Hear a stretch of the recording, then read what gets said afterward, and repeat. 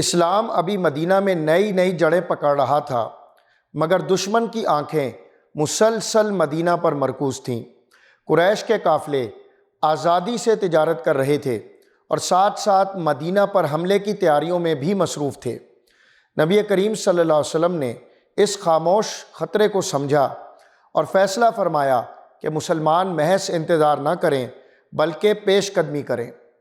چنانچہ صفر 1 ہجری 623 عیسوی میں رسول اللہ صلی اللہ علیہ وسلم 70 مہاجر صحابہ کے ہمراہ مدینہ سے وادان کی طرف بنفس نفیس روانہ ہوئے۔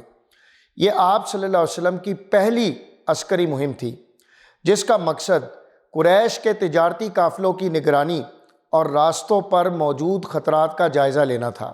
جب آپ صلی اللہ علیہ وسلم ابوا پہنچے تو کسی دشمن سے مٹبھیڑ نہ ہوئی، مگر ایک بہت اہم کام ہوا۔ قبیلہ بنی زمرہ کے سردار مخشی بن عمرو سے امن کا معاہدہ طے پایا، جس کے تحت دونوں طرف سے عدم جارحیت کی یقین دہانی ہوئی۔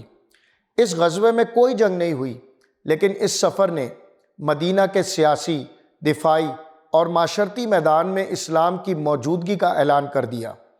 یہ پیغام صرف قریش کے لیے نہیں بلکہ پورے عرب کے لیے تھا کہ اب مسلمان صرف عبادت گزار نہیں، عملی اور حکمت کے میدان میں بھی موجود ہیں۔ بے شک اس غزوے میں تلواریں نہیں چلیں، مگر دشمن کی نقل و حرکت پر نظر رکھنا اور موقع کی نزاکت کو سمجھنا بہترین حکمت عملی اور کامیاب قیادت کی پہچان ہے۔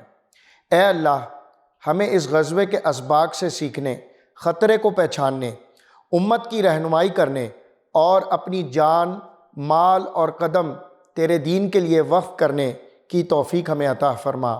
ہمیں وہ اخلاص، فہم اور قیادت عطا فرما جو تیرے حبیب صلی اللہ علیہ وسلم کا ورثہ ہے۔ آمین یا رب العالمین۔